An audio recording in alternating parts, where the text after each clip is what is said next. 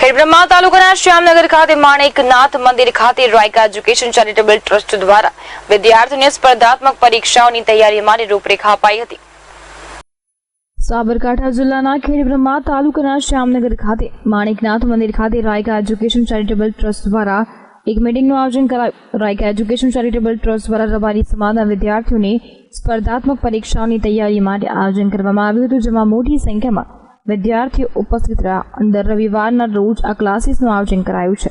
હવે આજના Raika education trust બાબતે ખેડૂતમાં અમે જે ક્લાસીસનું આયોજન કર્યું છે, જે બાળકોની જે 12 પાસ થયેલા છોકરાઓ જે અમારા પછાત વિસ્તારની અંદર જે પાસ નથી થતા એ લોકો માટે અમે અહીંયા ટીમવર્કનું આયોજન કરી અહીંયા ક્લાસીસ ખોલવાનું આયોજન કર્યું છે શ્યામનગરની અંદર। તેમાં આજે અમને સંખ્યાનો બહુ સારો એવો સપોર્ટ મળ્યો છે।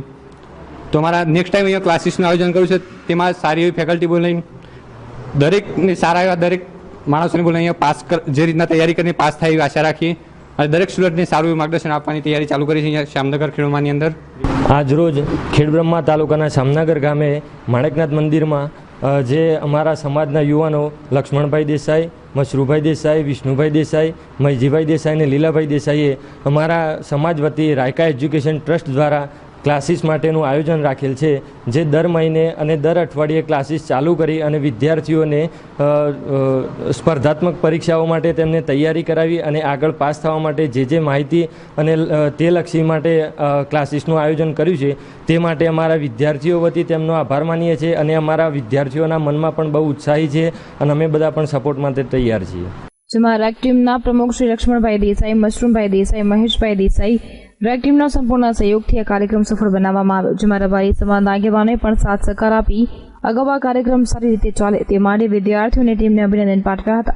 આજે જે આપણે આયોજન કર્યું છે, આપણા ઉત્તર સાબરકાંઠા જે આ છોકરા બાળકોને બોલાવ્યા છે અને આ જેને પ્રવૃત્તિ કરી છે એ બાબતમાં અમે સહભાગી છીએ અને એ લોકોને અમે અભિનંદન આપીએ છીએ કે આવું કરજો અને આવું કરાવજો। આપણો પછાત એરિયા છે, આ એજ્યુકેશન આવે તો એજ્યુકેશનથી આપણા છોકરાઓ આગળ જઈ અને કાયમી માટે આ ઉત્સાહીથી તમે કરશો એ બધા અમે આ વડીલો તરફથી તમને આશ્વાસન આપીએ છીએ। પ્રફુલ બારોટ સાથે લાઈવ ગુજરાત ન્યૂઝ સાબરકાંઠા।